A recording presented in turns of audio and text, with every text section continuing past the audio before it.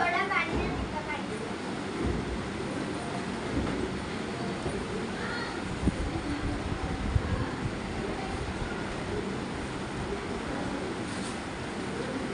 પછી તેને હલાવી દઈશ.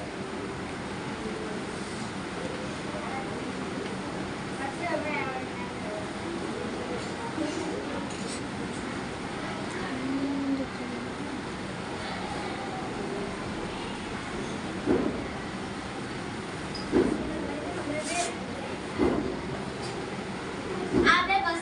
તફાવત દેખાય છે. આ કસનળીમાં ચાવ્યા વગરનો ભાગ છે. આ કસનળીમાં ચાવેલો ભાગ છે.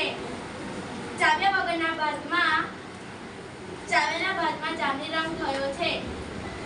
ચાવ્યા વગરના ભાગમાં જાંબલી રંગ થયો નથી. એનાથી આપણને એ જાણવા મળે છે કે ચાવેલા ભાગમાં સ્ટાર્ચનું પાચન થઈ ગયું છે અને ચાવ્યા વગરના ભાગમાં સ્ટાર્ચનું પાચન થયું નથી.